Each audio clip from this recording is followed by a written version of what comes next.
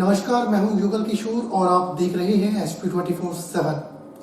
मुख्यमंत्री जयराम ठाकुर ने निदेशालय परिवहन भवन के निकट सुनील उपाध्याय शैक्षणिक ट्रस्ट के सुनील सदन का भूमि पूजन किया। मुख्यमंत्री ने इस अवसर पर हवन में भी भाग लिया। इस भवन का निर्माण प्रदेश में सुनील उपाध्याय शैक्षणिक ट्रस्ट की आयुष गतिविधियों को संचालित करने के लिए किया जा रहा है। भविष्य में इस कार्यालय के माध्यम से अनेक गतिविधियां चलाई जाएंगी। कार्यालय में एक वेलनेस सेंटर भी खोला जाएगा, जिसके माध्यम से योग प्रशिक्षण, शारीरिक व्यायाम जैसी गतिविधियां चलाई जाएंगी। राष्ट्रीय स्वयंसेवक संघ के अखिल भारतीय प्रचार प्रमुख सुनील आंबेकर, अखिल भारतीय विद्यार्थी परिषद के सह संगठन मंत्री प्रफुल्ला आकांत, उत्तर क्षेत्रीय संगठन सचिव विक्रांत खंडेवाल, अखिल भारतीय विद्यार्थी परिषद के पूर्व राष्ट्रीय अध्यक्ष डॉक्टर नागेश ठाकुर, प्रांत प्रचारक संजय, संगठन मंत्री गौरव अत्री, ट्रस्ट के सचिव डॉक्टर सुरेंद्र शर्मा, सह सचिव डॉक्टर नितिन व्यास सहित अन्य गणमान्य व्यक्ति भी इस मौके पर मौजूद रहे। जिला पुलिस बद्दी SIU की टीम ने शनिवार को सब इंस्पेक्टर निर्मल दास की अगुवाई में एक टीम का गठन किया। टीम ने गुप्त सूचना के आधार पर बद्दी के वार्ड नंबर 6 में जोड़ीकला में एक किराए के मकान से तलाशी के दौरान 1 किलो 600 ग्राम अफीम बरामद की।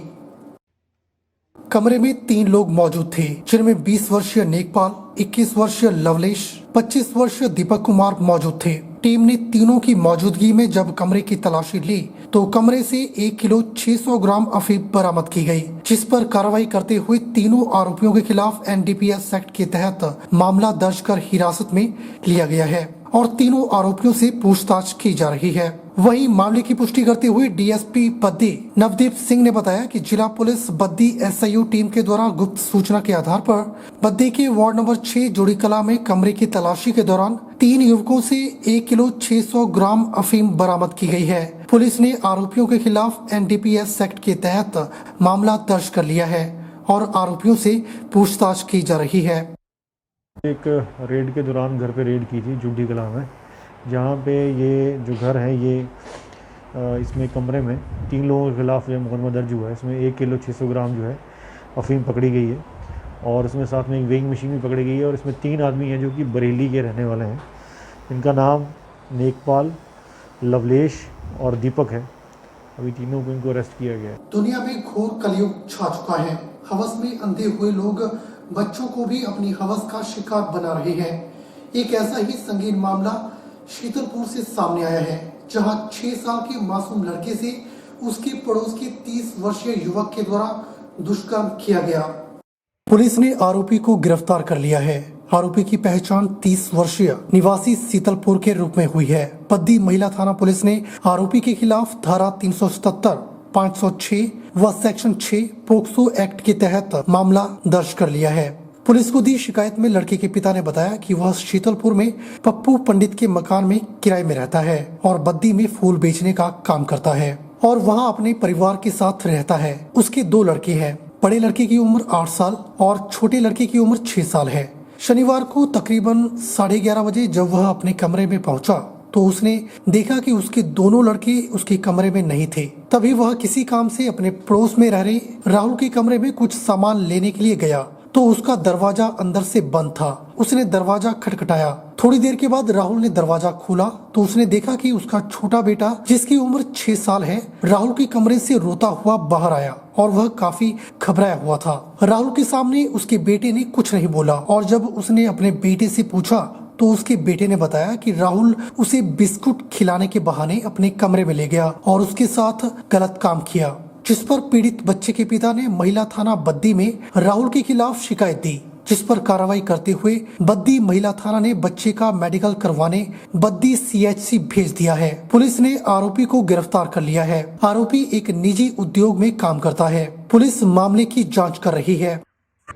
कल महिला पुलिस स्टेशन में एक 6 साल के बच्चे के साथ दुष्कर्म का मामला दर्ज हुआ है।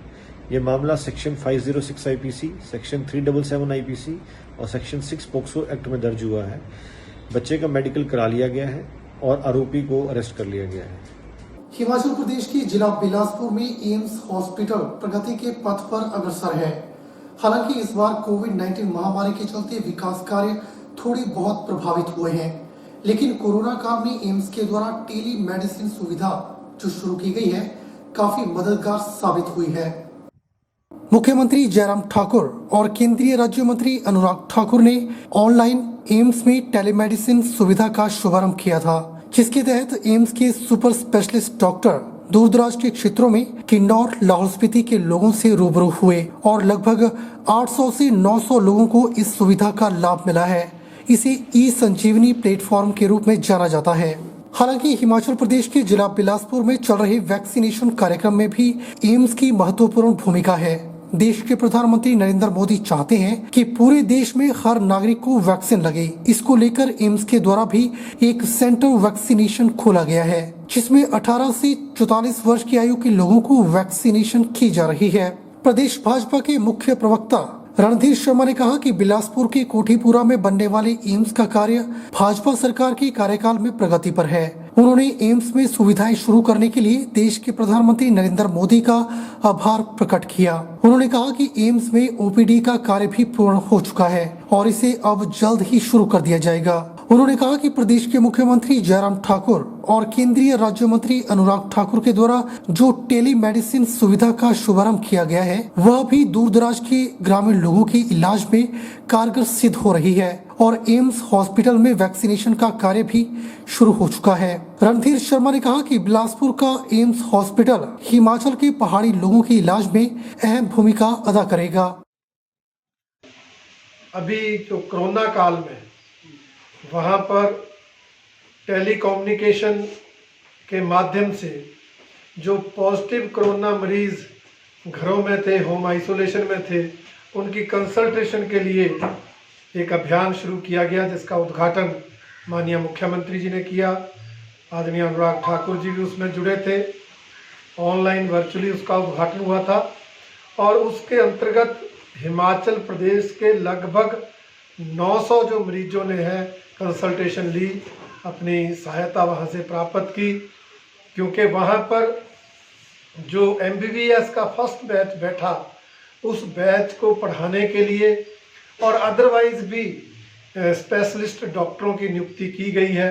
लगभग 70 डॉक्टर उसमें नियुक्त कर लिए गए हैं, जिन्होंने इस तरह टेलीकम्युनिकेशन के माध्यम से कोरोना पॉजिटिव मरीजों को सलाह दी, उनको जो है मेडिसिन के बारे में पूरा उनको गाइड किया।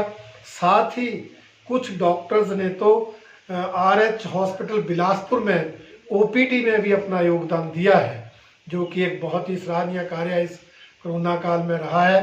पंचायती राज, ग्रामीण विकास, पशुपालन, कृषि एवं मत्स्य पालन मंत्री हिमाचल प्रदेश वीरेंद्र कंवर ने पत्रकारों से बातचीत करते हुए कहा कि कोरोना कर्फ्यू की वजह से सरकार के कई कार्य प्रभावित हुए हैं, लेकिन ग्रामीण विकास कार्यों को बंद नहीं किया गया है, बल्कि विकास के काम यथावत जारी है। सरकार ने मुख्यमंत्री 1 बीघा योजना व पंचवटी नामक योजनाओं को लागू किया है। उन्होंने बताया कि हिमाचल की पंचायतों को विकास का मॉडल बनाने की दृष्टि से कदम बढ़ाते हुए अब एक पंचायत 1 साल और 5 काम योजना को धरातल पर उतारा जाएगा। इसके तहत ग्राम पंचायत में 5 लाख रुपए से अधिक बजट के कोई ऐसे 5 बड़े विकास कार्य कन्वर्जेंस मॉडल आधार पर करवाए जाएंगे, जो संबंधित पंचायत और उस गाँव की प्राथमिकता हो। यदि एक पंचायत 5 साल के कार्यकाल में प्राथमिकता वाले 25 विकास कार्यों को करवाती है, तो विकास की दृष्टि से पंचायत आत्मनिर्भर बनेगी। अभी लॉकडाउन चला है, लेकिन लॉकडाउन में भी हमने काम जो है वो बंद नहीं किया और इसमें ग्रामीण क्षेत्र के अंदर हमने नई योजनाएं, मुख्यमंत्री 1 बीघा योजना, पंचवटी योजना, और अब हमने कहा है कि एक पंचायत के अंदर 1 साल 5 काम, ये ऐसे बड़े 5 काम जो 5 लाख से ऊपर की राशि के, जो गांव की प्राथमिकता हो, उस पंचायत की प्राथमिकता हो, हम उनको करेंगे। कन्वर्जेंस मॉडल के ऊपर जो है वो उन कामों को करेंगे।